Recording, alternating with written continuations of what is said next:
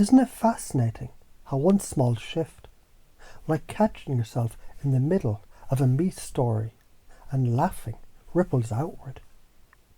Because in that moment, you're not just laughing at a thought, you're rewriting destiny. Think of it like this. A kid at the beach kicks over a sandcastle. Small act. Looks like nothing. But what if that castle was never meant to last? What if destroying it created a space for a bigger, grander fortress, one the tide couldn't wash away? That's you right now, kicking over the fragile sandcastles your default mode network builds every fucking day. And when you do, what happens?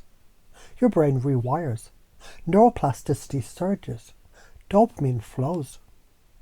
Your prefrontal cortex lights up, like fireworks announcing something new is being born here. Play isn't childish. Play is the engine of evolution. Every species that survives adapts by experimenting, by playing, by trying new moves. The tiger cub wrestling, the dolphin leaping, the raven sliding down snowbanks. They're rehearsing survival by disguising it as fun. So here's the brutal truth. If you forget play, you stagnate, you grow brittle. Your nervous system gets stuck in survival mode. Anxiety, stress, depression. They become the default soundtrack. You die before you're dead. If you reclaim play, you thrive.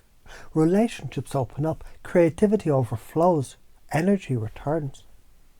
You bend with the storms instead of snapping. Life stops being punishment and becomes a fucking dance.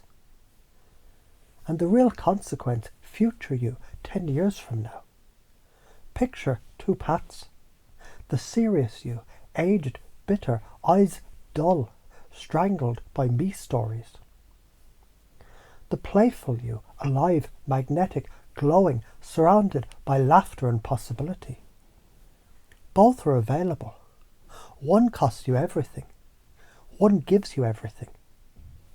And as you hear this, you may notice that part of your mind that's already beginning to imagine the playful you. Maybe you even feel it now. That sense of lightness in your chest, that flicker of a smile. Almost as if your unconscious is saying, yes, I remember this. I know how to do this. I've always known. And the more you allow yourself to remember, the more you realize you're already doing it. You've laughed before. You've broken the trance before. You've touched the playground before. So what happens when that becomes the default instead of the exception? Fuck around with your stories long enough, and you see the trick. Seriousness was always the con. Life was never punishing you. It was waiting, testing, whispering. Do you get the joke? Do you dare to play? If you don't, the cost is steep. Dreams wither, relationships harden, your body ages faster, because seriousness is acid in the bloodstream. That's the side effect of not acting on this. But when you choose play, you open neural doors to creativity. You become the one people feel safe around, because your laughter gives them permission to breathe. You live longer, fuller, freer. And isn't it exciting to know that every laugh, every silly move, every playful interruption is not trivial? It's a spiritual upgrade. It's like a king once who thought his kingdom was cursed. Everywhere he looked, misery, poverty, gloom.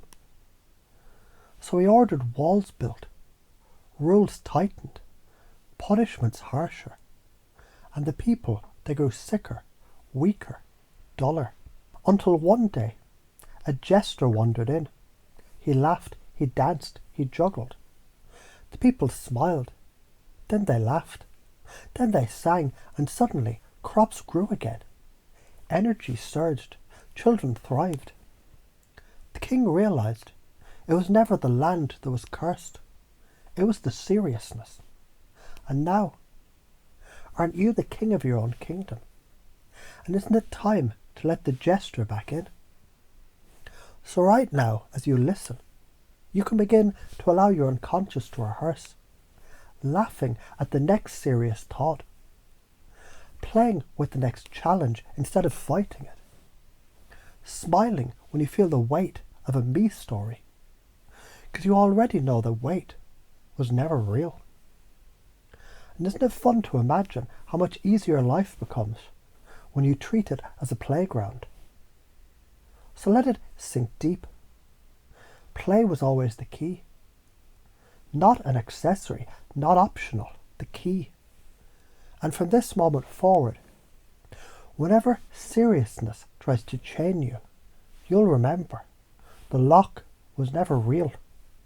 The chains dissolve in laughter, and you're free. Because the divine joke is this: the moment you stop believing life is punishment, you realise it's always been recess, and your unconscious is already playing.